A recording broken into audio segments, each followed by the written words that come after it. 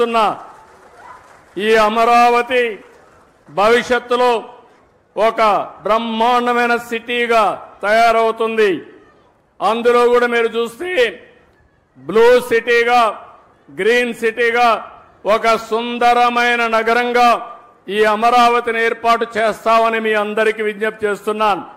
ఈరోజు ఇక్కడ చెట్లు పెట్టాం. ఈ చెట్లు అయితే 16 రకాల చెట్లు ఈరోజు ఇక్కడ పెట్టడం జరిగింది. మియావాకి జపాన్ గార్డెన్ ఇది. అది 3 సంవత్సరాలు మనం మెయింటైన్ చేస్తే తర్వాత మెయింటెనెన్స్ అవసరం లేదు, ఆటోమేటిక్గా పెరుగుతుంది, బ్రహ్మాండంగా గ్రీనరీ వస్తుంది. ఇది ప్రపంచానికి ఒక ఆదర్శం. అలాంటి మియావాకి గార్డెన్లు ఇక్కడ పెడతాం. ఇది కాకుండా ఇదే సిటీలో కొన్ని దేశాల గార్డెన్స్ కూడా పెడతాం. ఒక పక్కన మీరు చూస్తే చైనీస్ గార్డెన్ కానీ, కొరియా గార్డెన్ కానీ, జపాన్ గార్డెన్ కానీ, ఇలాంటి వివిధ దేశాల్లో మంచి గార్డెన్స్ ఉంటే అవన్నీ తీసుకొచ్చి ఇక్కడ అభివృద్ధి చేసే పరిస్థితి తీసుకొస్తాం. దీనివల్ల చాలా వరకు ఉపయోగం వస్తుంది. పర్యాటక రంగం పెరిగే అవకాశం వస్తుంది. ఇంకొక విషయం మీ అందరికీ విజ్ఞప్తి చేస్తున్నాను. ఒకప్పుడు కరెంటు లేని పరిస్థితి, ఈరోజు మనం ఇంటి దగ్గరనే కరెంటు ఉత్పత్తి చేసుకునే పరిస్థితి.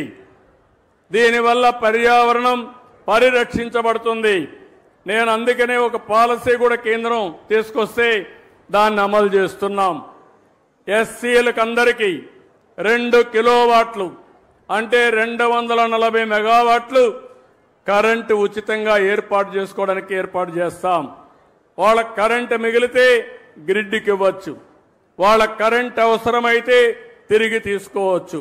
వాళ్ళు ఉపయోగించుకున్న దానికంటే ఎక్కువ కరెంటు ఉత్పత్తి అయితే డబ్బులు ఇచ్చే ఏర్పాటు కూడా చేస్తాం.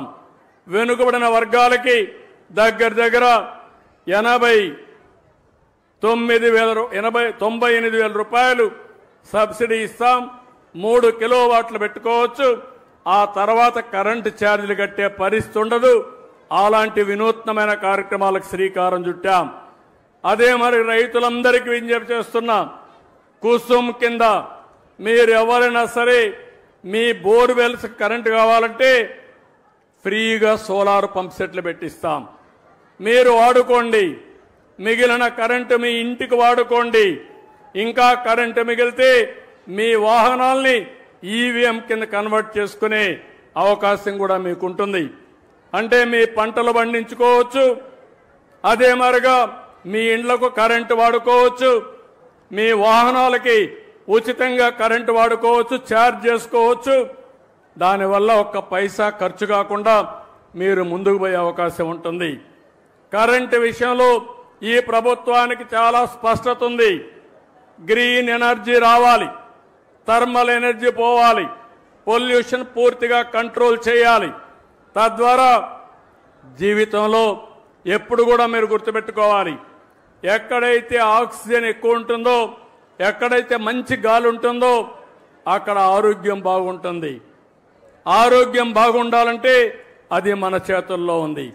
పర్యావరణాన్ని కాపాడుకుని చెట్లు గాని పెద్ద ఎత్తున పెంచితే మన ఆరోగ్యం బాగుంటుంది.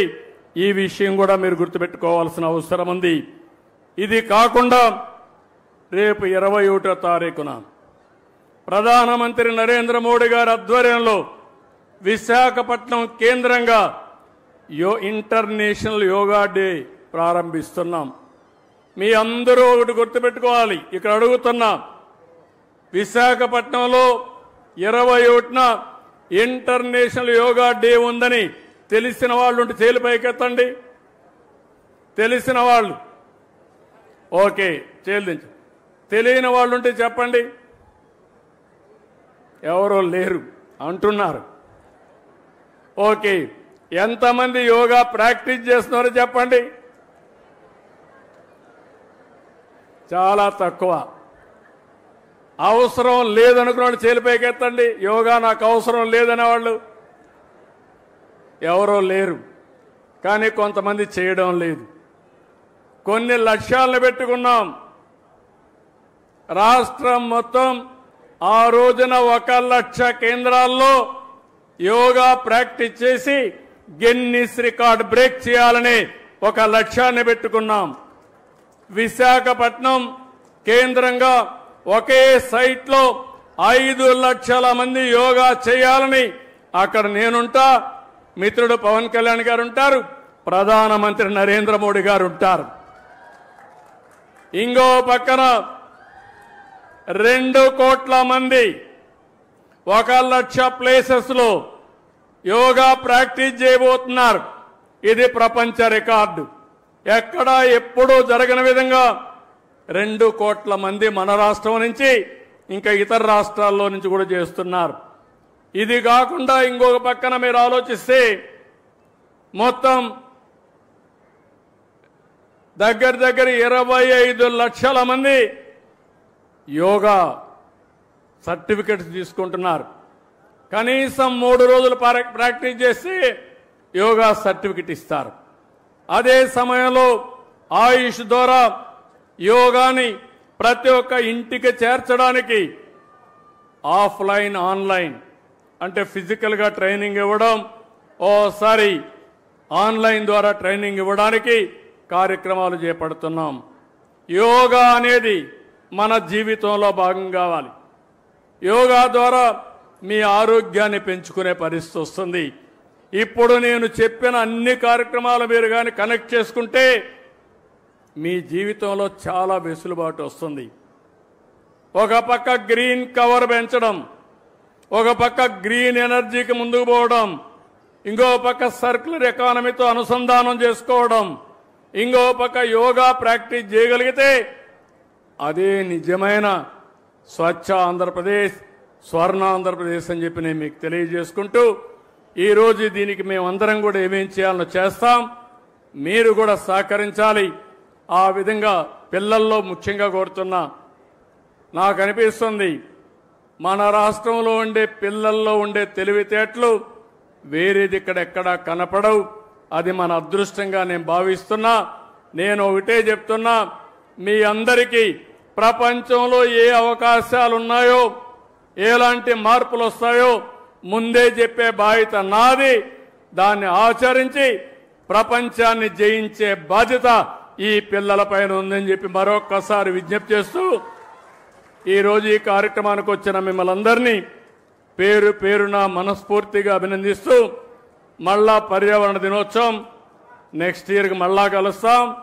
ఆ మధ్యలో కార్యక్రమాలన్నీ చేపడతాం. ఈ ఒక్క సంవత్సరంలో చేసినటువంటి కార్యక్రమాలని, దాని ఫలితాలని మళ్ళీ రాబోయే సంవత్సరం సమీక్షించుకుంటూ ముందుకు పోతామని చెప్పి తెలియజేసుకుంటూ అందరికీ నమస్కారాలు. జై హింద్, జై జన్మభూమి.